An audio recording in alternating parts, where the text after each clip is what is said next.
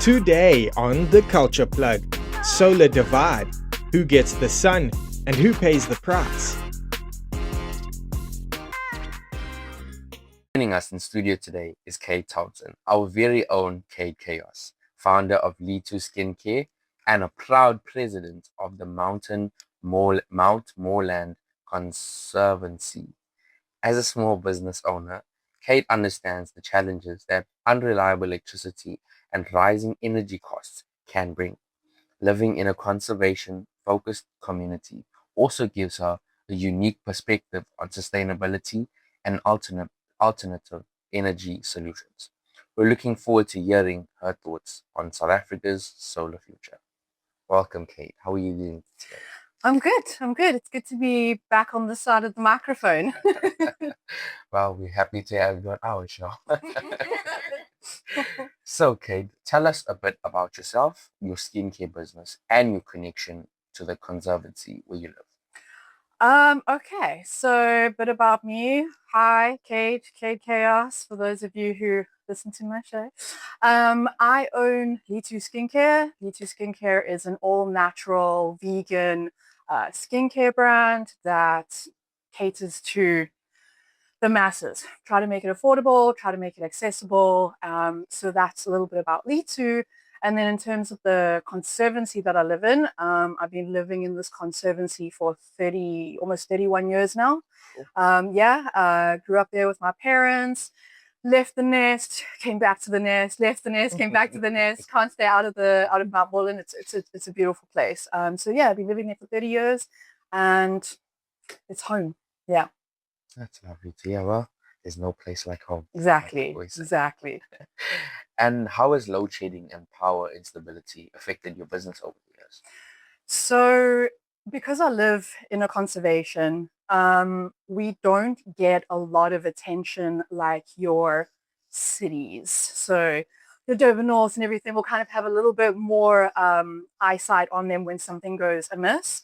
And because we also live in a conservancy, we have animals that will blow up the transformers and things like that. And when that happens, and we are without electricity, it does take quite a while for them to get to us because we are kind of out in the middle of nowhere. And because of that, it can happen at any time. So at least with load shedding, we kind of have a schedule that we can work around if we need to. But living in a conservation, it can happen whenever. So that has been a challenge. There's no opportunity to plan. So it's very all over the show. You kind of have to problem solve on the go. And that's kind of what it's like living in a conservation. Yeah. Damn. So yeah, I can't even complain because yeah. And as a small business owner, what challenges do power outages create behind the scenes that customers may never see?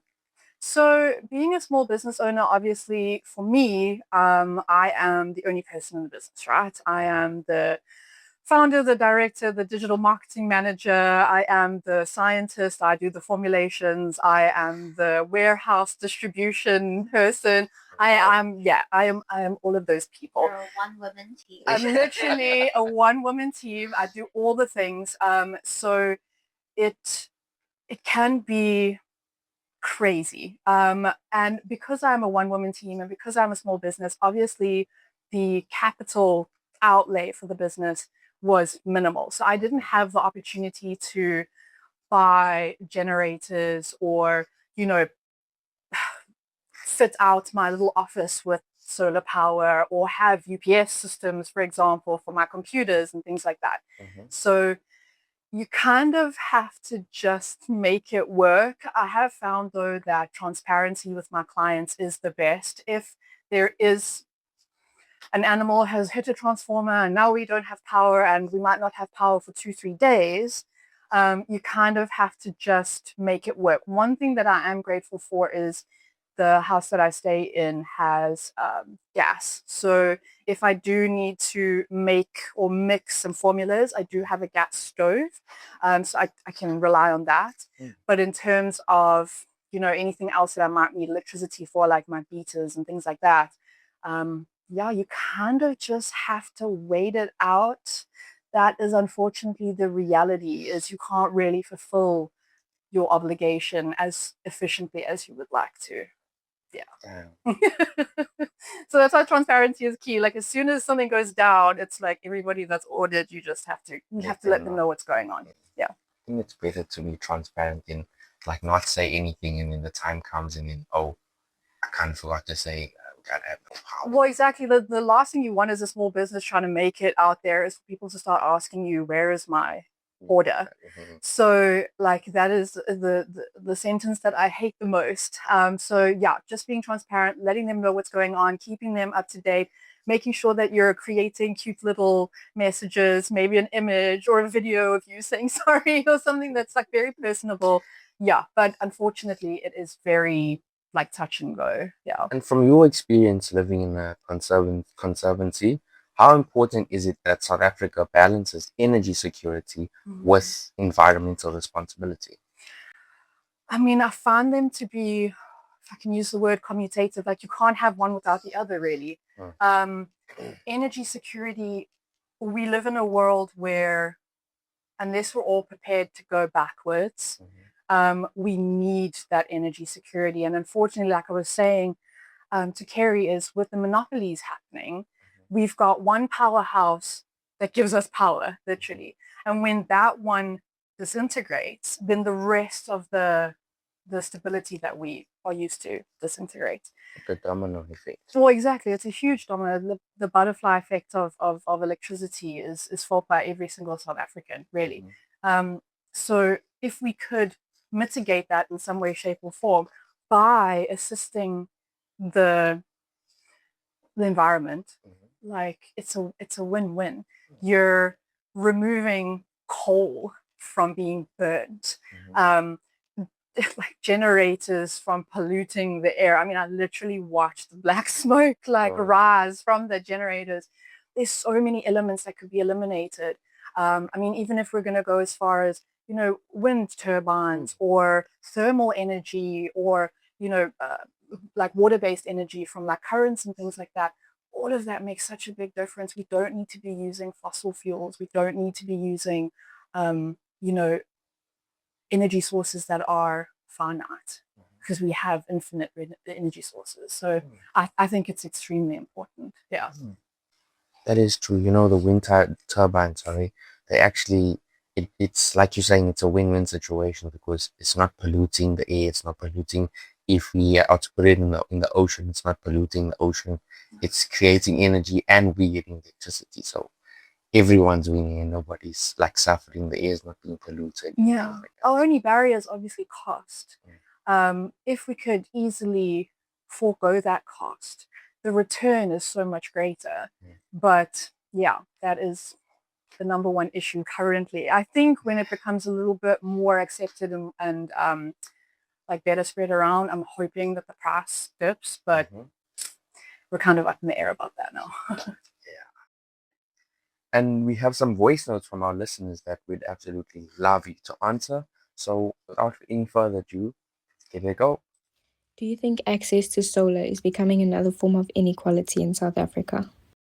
I mean, I just have to drive a town over and I can see it easily. It 100% is. I mean, we have enough inequality in South Africa that we now have like sustainable, renewable power inequality, which is a crazy sentence for me to actually say out loud.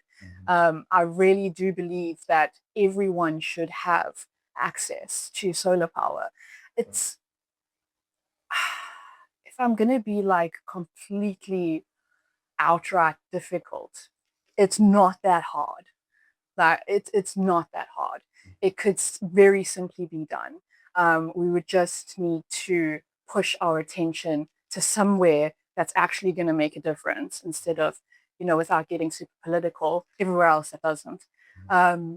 So I definitely, I mean, I think I myself feel the issue of not having solar. Like I can't afford solar. My next door neighbor has panels covering their giant roof, you know, and when the power goes out, they're living with their air cons on and they're watching TV. It's just another day. Everything's just, it literally is just another day for them. They can leave their air cons running the entire day and it's not going to cost them what it would cost me, which works out to like something like 10 Rand an hour or whatever, if not more, just to have my aircon running the entire day. So yeah, and there's huge leaps of disparity and inequality. Yeah. Living in a conservancy, do you find yourself thinking differently about energy use and sustainability? Yeah, definitely. I mean, in the conservancy that I stay in, it is a mixed bag. So we have people that have solar, they've invested in solar. There's new buildings that are going up, or I should say new like little flatlets that are going up. All of them have solar. We have looked into getting generators. We've had to look into getting UPSs, especially for like your Wi-Fi, get at least something that can keep that going. Otherwise you can go stir crazy because if you don't have power for 3 days, it's crazy. I mean, I will say that I can live without power a lot longer than I can live without water, because that is the worst, especially when you have a little kid. But you have to look at it differently. We've got to make sure that all of our power banks are charged all the time. Our torches are charged all the time. I have fish tanks. So do I have a way in order to keep my fish alive if I don't have power for 3 days? Have I got enough candles? Like, have I been charging my LED lights so that they come on even if there's no power? So you're constantly thinking of ways to make your life a little bit easier, because at any moment it could just go. You're basically living in a state of preparedness. Always. Yeah, always. Like the power goes off and my son will be like, oh no, there's no electricity, like you can't watch TV or whatever. And I'm like, it's still great. There's a candle. We've got a selection of board games. Like we're sorted. We'll draw in the dark. Mommy will read you books in the dark. It's okay. Like, yeah. So constant state of, as you say, preparedness.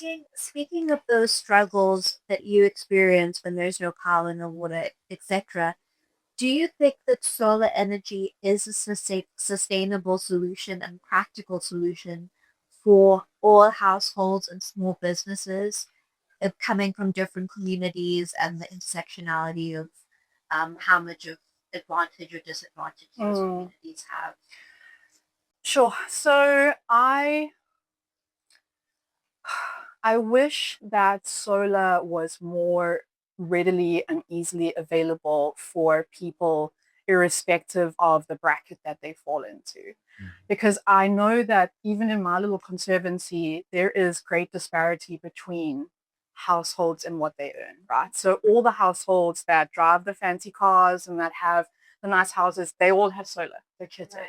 But then obviously we have people that can't outlay that kind of money. I mean, it's actually insane how much you have to, yes, the return would be beneficial, but to outlay that, you'd either have to take a loan or you'd have to save for a really long time. So I wish that it was more readily available, definitely like top of the list.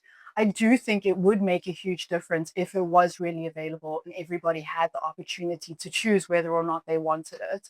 Because I mean, just having a generator is great, but it does run off diesel or it does run off petrol. It's super noisy.